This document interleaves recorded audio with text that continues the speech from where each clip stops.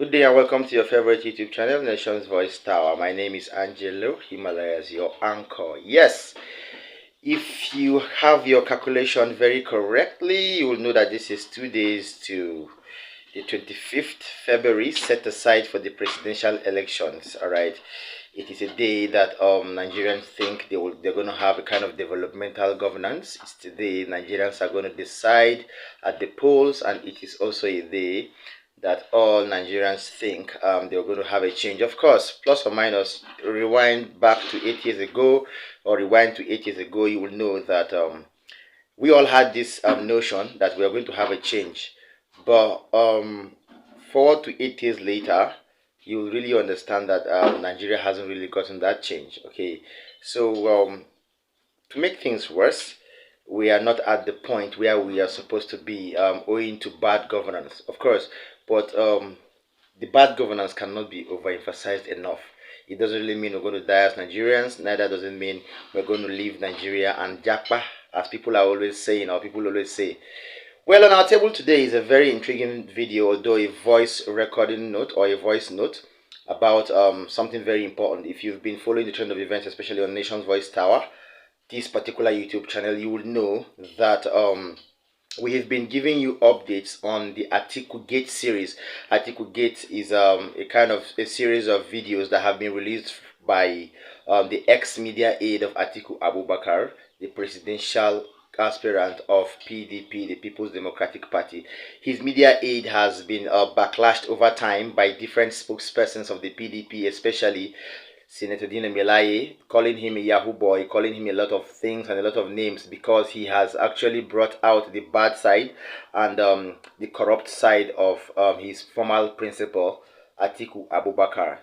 On this note, we have had Atiku Gate 1, Atiku Gate 2, Atiku Gate 3, 4, and 5 respectively. Last week, I brought you the latest of the Atiku Gate series, of course, Atiku Gate 6. And that one had a lot of revelations. But this time around, I have something intriguing for you. Something you wouldn't be able to go out from. Something you would always want to listen to again and again. Atiku Gate 7. I know you're all waiting to hear what this is all about. Well, this particular one is not just on Atiku Abubakar, but it is also on his daughter. Now, this particular daughter of his, Hawa, has been trending online and offline, especially as regards the Atiku Gate series and the videos.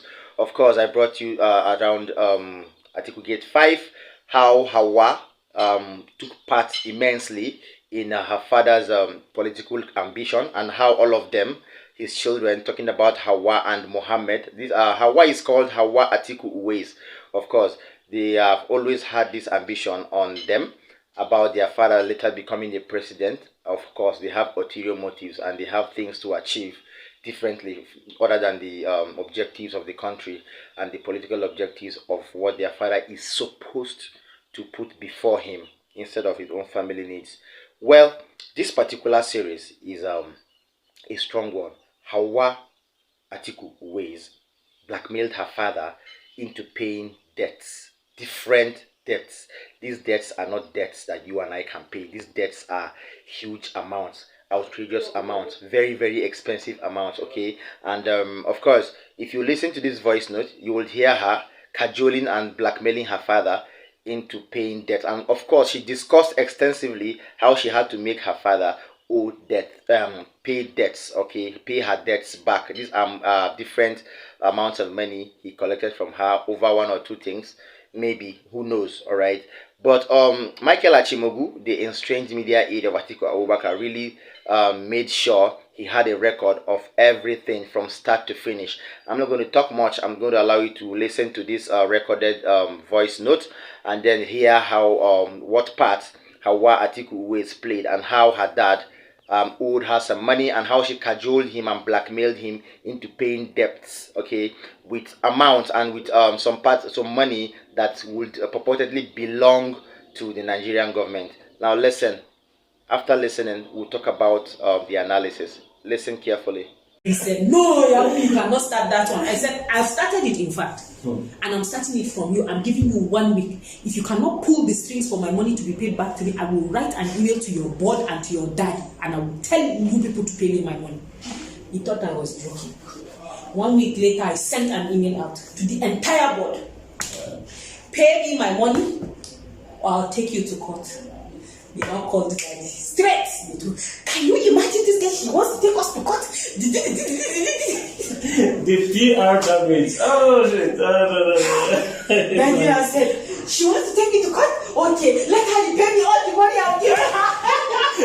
Parents are not blackmail. I not sent them back. Yes. I said, tell him he's my father. And all the money that he spent on me, it is my due as his child for him to spend that money on me. But the money I spent inside that business is not his due. He must pay me. How can you do this to a whole Atiku Abubakar GCON? This is not nice. I don't like it. He was a whole family. Adamu called me, this will call me. How can you be requesting for me? I'll just pick up the phone and okay. Oh yeah, it's okay. I'll laugh and drop the phone. When I called my mom, I said, this is what is happening. She said, yes, of course they should pay you your money. If they can disrespect you like that and terminate you after everything you've done for them, they must pay you your money. I said, thank you, mom. I dropped the phone. I waited 3 weeks, 4 weeks, and then nothing. Nobody was talking. I called you. I said, she your last chance. Please help me, don't send that email to daddy, please. Last chance. They refused. I said to you, daddy, you're my father, I respect you, I respect everything you built, but that money that I put into that business has to be paid back to me. It is my due, it is my money.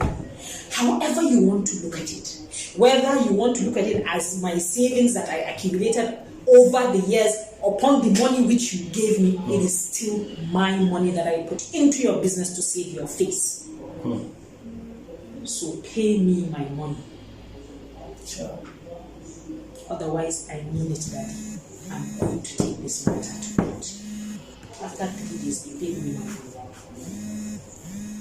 Number 2. So Atiku's daughter knows that when people make sacrifices to build you and your project up, they deserve to be paid their dues, especially when they have used their money to build you up. I didn't know this. And yet they sponsor street urchins to call me blackmailer after everything I did for the family. Atiku owes me, his daughter owes me, his son owes me. I have never threatened to take them to court. I have never sent any message to Atiku, his son or his daughter saying, I will do this if you don't pay my money. And yet they pay people to call me blackmailer. But she can go about, threatening and boasting about threatening her father over money, and she's not a blackmailer. So she and her mother know that, laborers deserve their wages. And yet, they pay people to call me blackmailer. Okay. Number 3. Atiku Abubakar is not as in charge as he would have you believe. That is why some of his children can be so problematic and he does nothing about it. His power only shows when it comes to common citizens like you and I. We are the ones who should be afraid because we can get killed like rats on the streets. Okay, lesson number 4. Did you hear the sense of entitlement with which Hawa speaks about my money, my right, my dues? This is the mentality you'll be bringing to Aso Rock. If you make the mistake of voting this family into Aso Rock, if you think you've seen corruption, make this mistake and see. They know the third person 2 times. And so, when again they come at you with stories that I'm a blackmailer, don't forget, I am not the one saying these things. I'm not coming out to make allegations against this family. You are hearing directly from the horse's mouth. They are the ones who have said these things. Do not let them distract you by making it look like I am making allegations. I'm making no allegations, 0 allegation. I'm bringing to you what they said themselves. Don't forget also that when I started this series from part 1, initially they denied even Atiku even knowing me ever at all. Then later they admitted it. Then they denied that phone call happened between me and Atiku. Then later they admitted it. Then they went ahead to forge a British Airways flight ticket in my name, claiming I left Abuja for the UK on the 11th of January, which turned out to be a lie because British Airways have publicly, as well, denied that such a ticket ever existed on their platform. So ask yourself, why a high-profile presidential candidate team would need forgery. Yes, that was the voice note. You had the recorded speeches, the recorded conversation between Hawa Atiku Uwais and Michael Achimogu, and how she cajoled and blackmailed her father into paying different amounts of money to her. Well, these are people who are gearing to govern the country. 2 days from now, these are people who are gearing to have the country's interests at heart. These are people whom are telling us we should vote for them and make them the heads of this country. Well, it is left for us to decide. Of course, 8 years back, a lot of people said we should vote wisely, but right now we don't trust anybody's judgment anymore. So you have to vote for the best candidate, of course, talking about competence, character, and so on and so forth. So if people's children can really act like that, or people whose children, or people who are really gearing to be powerful in Nigeria, if their children can really act like that, then who knows what these people who are planning to govern us will do? Who knows what the future leaders of this country will do? It's an advice, and having heard this, of course, I urge us all to work against bad governance, work against the bad political system, and work against any form of corruption, whether direct or indirect. It is still Nation's Voice Tower, your favorite YouTube channel, and I beg you, you know what you do for us all the time. Make sure you like our videos, make sure you share it, and make sure you always subscribe to this channel, because that is the policy of YouTube. If you don't do this, YouTube don't get to recommend our videos to people in Nigeria and in diaspora. From us here, we're drawing the curtain. Peace out.